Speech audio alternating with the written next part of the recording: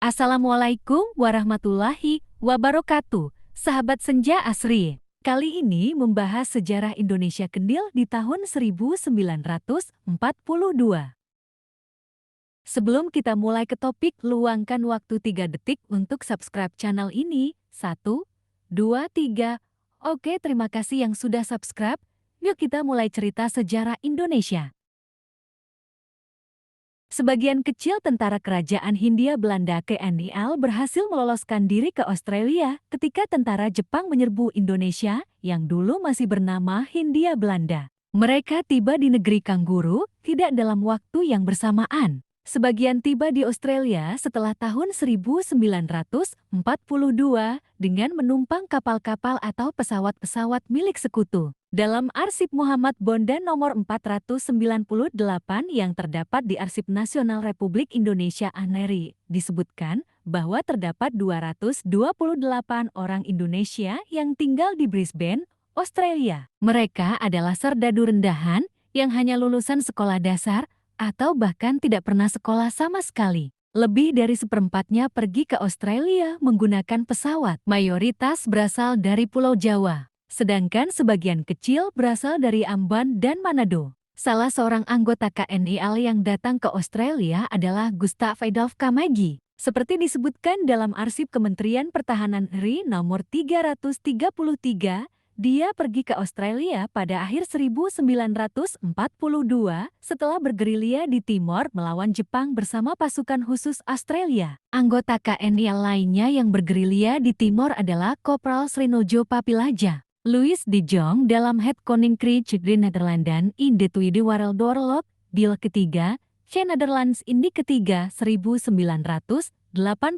banding 205, menyebut bahwa di Australia, Papilaja kemudian dilatih di Cairns oleh Kapten Van de Veen. Dia lalu ditugaskan dalam misi Tiger ke-6 masuk ke sekitar Banyuwangi untuk mendapatkan segala macam kartu, identitas dan uang yang berlaku di daerah pendudukan Jepang. Pahlawan nasional Iswah Judi juga termasuk sersan penerbang Nil yang disusupkan dari Australia ke Jawa Timur. Selain serdadu Nil, para pelot dan digulis orang buangan yang ditempatkan di Tanah Merah, Bovendigul, Papua beserta keluarganya juga mengungsi ke Australia. Oleh militer Belanda di Australia, mereka kemudian direkrut untuk menjadi milisi atau dijadikan pegawai nikah. Selama di Australia, oleh militer Belanda di Australia, mereka kemudian direkrut untuk menjadi milisi atau dijadikan pegawai nikah. Selama di Australia, militer Belanda menyusun kembali kekuatannya setelah kocar-kocari disikat Jepang. Mereka diantaranya membentuk Batalion Teknik dan Batalion Infanteri Pertama dalam arsip Muhammad Bondan di ANRI nomor 427 disebutkan nama-nama yang dipulangkan ke Indonesia dari Mackay, Lytton, Columbia, Casino, dan Brisbane. Mereka diantaranya bekas pelaut Karto 19 tahun, Saiman 18, Ahmad 19, Ibau 20, Solong 30, Muhammad Ali 18, Soipi 32, Ilyas 27, Kamari 27, dan Osman 43. KNIL juga menjadikan orang-orang di atas 40 tahun sebagai serdadu milisi. Mereka antara lain Muastejo 52 tahun, Sastro Prawiro 52, Muasirin 45, Sontani 42, Mokgaos 40, Wirjodi Harjo 52, Soekarno Atmadja 55, Soed Jadi 42, Soratman 47 dan Johannes Woworwanto 49 tahun. Beberapa nama yang dijadikan milisi itu mirip dengan nama-nama para digulis yang dicatat Kosalah Toer dalam Tanah Merah yang Merah. Sebuah catatan sejarah 2010. Geos berasal dari Semarang dan kemudian tinggal di Purwokerto, Muasirin yang pernah ditempatkan di Tanah Tinggi, dan Sontani yang berasal dan kembali ke Yogyakarta. Woworwanto menurut Harry Poise dalam Tan Malaka. Pergulatan menuju Republik 1925 sampai 1945 1999 banding 171 adalah propagandis komunis bersama Daniel Kamoy dan Kraman Huntok yang pernah belajar di Moskow. Para digulis itu mayoritas adalah orang-orang yang sekitar 15 tahun tak pulang ke daerah asalnya. Berita Proklamasi Kemerdekaan Indonesia 17 Agustus 1945 akhirnya sampai juga ke telinga orang-orang Indonesia di Australia. Hal ini sangat merepotkan otoritas Belanda. Permulaan bulan September 1945, para prajurit Indonesia di Kesino mengajukan tuntutan pada perwira Belanda agar mereka dibebas tugaskan dan dimasukkan dalam kehidupan sipil.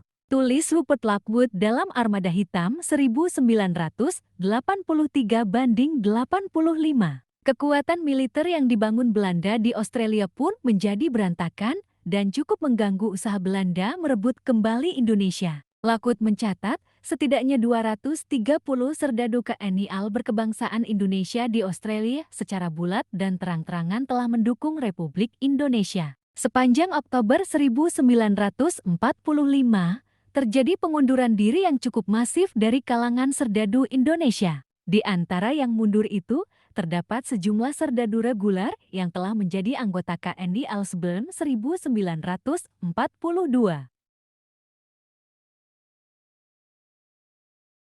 Arsip Muhammad Bondan nomor 427 menyebut lebih dari 120 serdadu mundur pada tanggal 13 Oktober, 30-an serdadu mundur pada tanggal 27 Oktober, dan sisanya pada tanggal-tanggal lainnya. Kebanyakan dari mereka adalah orang-orang Jawa dengan pangkat paling tinggi sarsan, yakni Salimin 27 tahun dan Kamagi 23 tahun. Dalam memoir seorang ex-digulis, Totalitas Sebuah Perjuangan 2011 banding 117, Muhammad Bondan menyebut bahwa pada 12 September 1945, sebanyak 135 milisi TNI AL ditangkap karena pemogokan di Brisbane. Lalu pada 13 Oktober tahun yang sama, 230 serdadu dikiring paksa ke Camp Lytton setelah mogok di Wakol, dekat Brisbane. Dan pada 18 Oktober, terdapat 400 milisi serta serdadu reguler mogok di Kesino. Beberapa serdadu yang membangkang ditahan.